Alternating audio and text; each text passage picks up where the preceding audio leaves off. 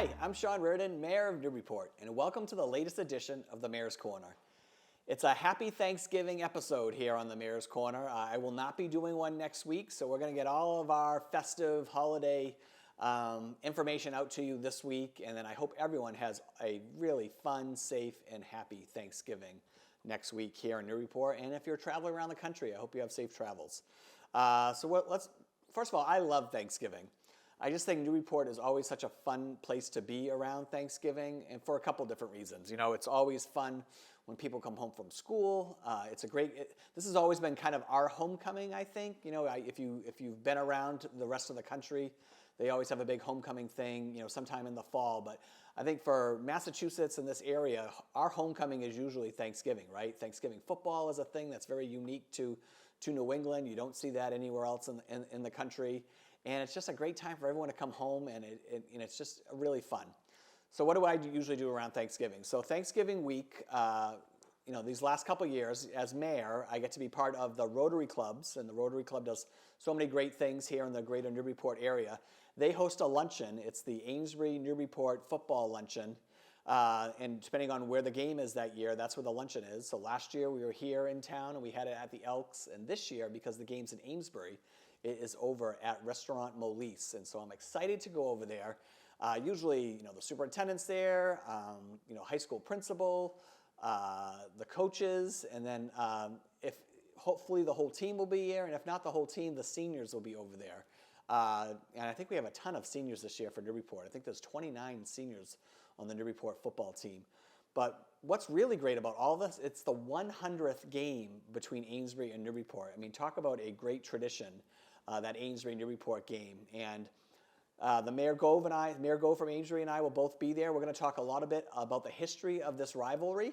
I believe Newburyport has a slight edge right now, but Amesbury's won the last couple. So I think it's going to be a really great game. Both of these teams have had really great years. Amesbury's still alive in the playoffs. They actually play, I think, this week. And then if they win, they'll be playing in a Super Bowl. So Newburyport won their first playoff game and lost a tough game last week. So Newburyport's getting ready for Amesbury right now. So I think it's going to be a great Thanksgiving football game, and I encourage everyone to go. Now, the day before Thanksgiving, Thanksgiving Eve, is usually one of the biggest nights to go out in the year. During the day, we have Color Day, which if you don't know Color Day, it's this big, huge pep rally at the high school. Amesbury has their own version of Color Day as well, where all the classes compete for this Color Day jug, this big Color Day jug. It looks like an olden time jug that maybe would have molasses in there or something. But they compete for this jug, and if your class wins, you get the year of your class written on this jug. There's a couple of them in Principal Andy Wolf's office. But Color Day was such a big deal to me when I was at the high school, and I love going up there now and being a part of it. So I plan on being up there that day. Gets everyone really fired up, and the classes, so freshmen, sophomore, junior, seniors, they all compete against each other. And then there's a winner of Color Day, and there's skits, there's movies, there's songs, there's chants, all sorts of fun stuff. So that's Color Day. And then at night, God, it's a great time to get out and just see a lot of the kids home from college.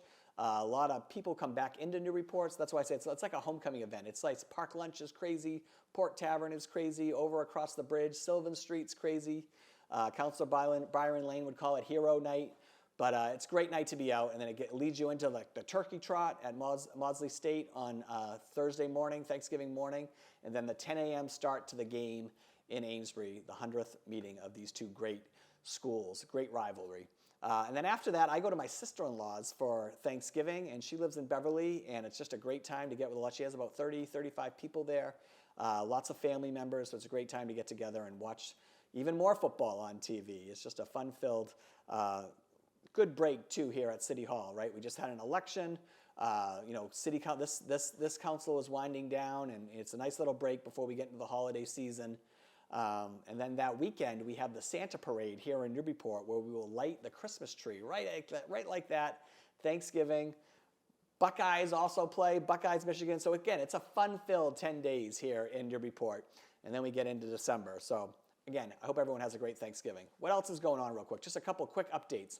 This Whittier Regional Project is still happening, right? They have an information session tonight, so this is Thursday, so you might not see this quite in time, but the only information session that they're hosting, Whittier, is tonight, Thursday. They have canceled all the local information sessions in all the communities, so that's a big problem. So we're trying to get that fixed. I think every community, especially with the financial implications of this project, deserves to have an information session in town so residents can learn more about this project. Just a couple of the quick hits again. This is a $445 million project for a new school that they're proposing in Whittier. They're proposing a vote's going to happen on January 23rd from 11 a.m. to 7 p.m. No early voting, no mail-in voting, and then no financial mechanism attached to this vote. So at the end of the day, this vote could pass, and then Newburyport's going to be on the hook for $30 million for our 29 students that go to Whittier. And we're going to have to find a way to pay for that. So this is a hugely important project and process that's playing out in front of our eyes. So you're going to see a lot more press about this. You'll see an article in the paper tomorrow, Friday, from the Daily News. You're going to see a joint op-ed written by Mayor Gove from Amesbury and myself. And then we're continuing to try to get the state involved in this and also keep meeting with the other 10 communities that feed into the Whittier School District.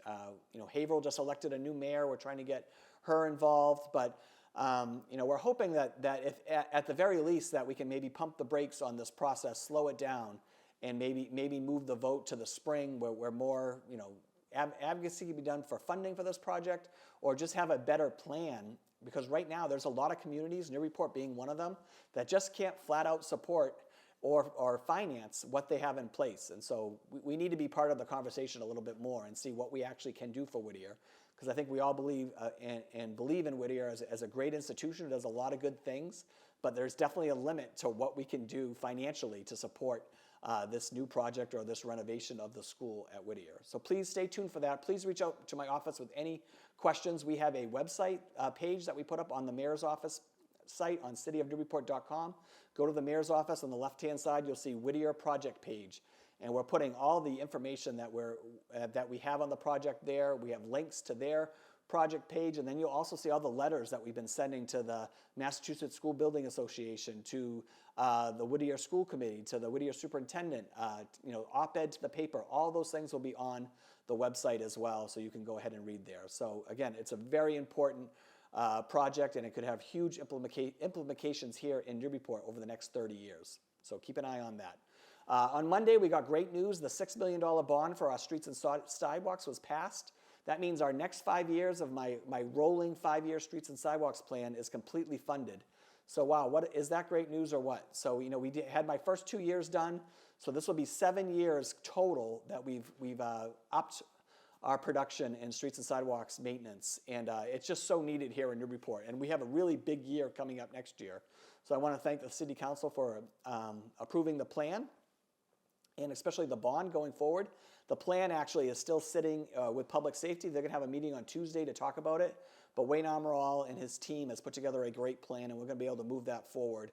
But it's just great that we have this funding in place, and we know we can move forward and start really planning the work that's going to be done this coming year with some big streets. You're talking Noble Street, Johnson Street, a lot of big streets out there, Arlington Street, things that we are really going to finally get to and get some good work done across the city. So we're excited about that. Public safety meeting, though, if you want to learn a little about it, and it'll be on the website coming up. Short-term rental units, STRUs as they're called, had their second reading. So again, thank you for the council for getting that passed. We know it's not a perfect plan, but the city is committed to putting this into practice. We've been meeting with all the department heads that would have a play in this, right? Because there's two pieces. There's licensing and there's enforcement. And we've had some great meetings, and we're going to continue to move that forward. But in Newburyport, we think we're in a great place to put this policy into action. And again, I want to thank the City Council for finally coming together on that compromise and voting for some regulations around short-term rental units. Waterfront West. So you might have got a little buzz on your phone this week or an email asking you to fill out a survey. We're working with the Harvard Kennedy School. They're doing a little communications project, and they picked Waterfront West. So we sent out a flash vote, which I talked about flash vote months ago. It's just like this civic engagement tool. So you might have got a survey this week asking you about what you know about Waterfront West. Waterfront West is one of those things that I think will be coming up early this coming year in 2024. We have had conversations with New England Development, and I've also been meeting with my special advisory committee that I put together around Waterfront West. So we think there's some things that are going to be coming down the pike. So if you did get that survey, please fill it out. It's going to provide us with some valuable information, and we're going to be pumping out more information around Waterfront West as we get into the new year. But we're excited about that. I think we have a path to maybe do some really great things there and work with New England Development. But stay tuned. And again, we're excited that we could be on a path of getting something finally done in that really vital piece of our waterfront, really completing that. You know, you talk about, we've got the bulkhead project going on, we've got the expansion of our Market Landing Park, and then now possibly we could have this Waterfront West land developed. So keep track of that. What else is going on? A tax rate will be talked about tonight, the budget finance meeting. I'm not going to get too in the weeds in a forum like this, but please go on our website if you have questions about our tax rate. Last year, I recommended a split tax rate, so it would be a different tax rate for homeowners and commercial and industrial. I'm not doing that this year. The numbers just don't add up. But unfortunately, our assessments are going up again, another almost 14%. They went up 18% last year. So we knew we were going to have these 2 tough years, which is why we tried to get a split tax rate passed last year. Unfortunately, the City Council didn't pass it. This year, we're not recommending that, but we are recommending using some free cash to lessen the blow. So the City Council is going to start their conversation tonight in Budget and Finance, and hopefully they've got 2 more meetings left before the end of the year. They're going to have to pass a tax rate before the year finishes out. But please pay attention to that. That impacts everybody. And again, I know it's difficult out there. Our assessments keep going up. That means our taxes keep going up. But we're trying to make Newburyport as affordable as we can and lessen that blow. And the City Council is going to take up that conversation in the next couple weeks. Housing production plan is tonight. That's really great. We're working with the Merrimack Valley Planning Commission. That's at the Senior Center at 6 o'clock. Again, this might be too late after you see this, but I think hopefully some great information comes out of that. And that's my Mayor's Corner this week. One other thing, if you're one of those families that is in need this Thanksgiving, the Lions Club does a wonderful preparing meals and delivers them to you. So if you want more information on that, please check out the Newburyport Lions Club.com. You have to register for this service, but it's just a wonderful group of volunteers that may have a huge impact in the city, and you can sign up to get a meal delivered to you on Thanksgiving. Thank you to the Lions Club for all they do. And I hope everyone has a great Thanksgiving. Get out there, go Clippers, go Buckeyes, and I will see you next time on the Mayor's Corner.